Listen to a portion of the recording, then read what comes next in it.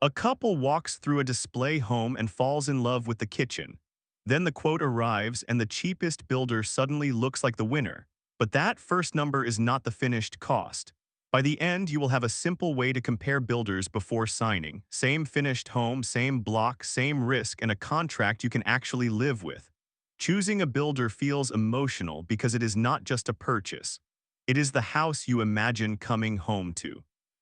That makes the comparison messy because every quote looks like it is speaking the same language.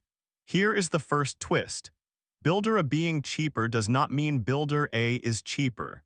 It might mean more of the cost has been moved into allowances, exclusions, upgrades, or future variations. The right question is not which builder has the lowest base price. The better question is what will it cost to get the same finished home on my block under terms I understand. Before comparing tiles or taps, check the basics. Is the builder properly registered for the work? Does the legal entity on the quote match the contract? A trading name is not enough. In Victoria, domestic building insurance is generally required for domestic building projects over $16,000. Other states have their own rules, so check locally. Insurance does not make every problem disappear, but it is a serious protection layer. A builder who is calm about independent checks is easier to trust than one who rushes you. Pressure before signing is useful information. It tells you what the relationship might feel like later. The first risk bucket is site costs. A display home usually sits on a friendly block. Your land might have slope, reactive soil, fill, drainage issues, rock, retaining walls, access limits, or service connection problems. If one builder gives a clearer fixed allowance and another gives a low provisional sum, they are not quoting the same risk. One may be pricing the problem now, the other may be leaving the door open. The second bucket is inclusions. Display homes are designed to make you want the upgrade. The contract schedule is where the real house lives. Appliances, flooring, lights, heating, cooling, windows, garage, driveway, blinds, and landscaping. This is where people get caught. A dishwasher provision is not a dishwasher. A flooring allowance is not the flooring you loved in the display. Builder's range is not a specification unless you know exactly what it means. The third bucket is contract behavior. How are variations approved? What happens if titles, finance, permits, or weather delay the build? What fees apply when you change something after color selection? Midway through the decision, ask this. Is the cheaper builder actually cheaper, or have they simply given you less certainty? Sometimes the price difference is real. Sometimes it is just risk wearing a nicer outfit. Reviews are noisy, so do not chase stars. Read for patterns. Repeated delays, poor communication, surprise variations, handover pressure, or ignored defects matter more than one angry review.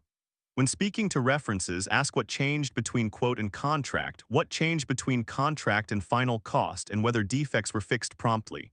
The answer tells you more than a polished testimonial. Every build has defects. The question is not whether anything goes wrong. The question is how the builder responds when it does. Handover, maintenance period, inspection process, and response time belong in the comparison. Now zoom out. If the finished build cost sits far above comparable homes nearby, decide knowingly. A forever home can justify lifestyle choices, but the market may not pay you back for every upgrade.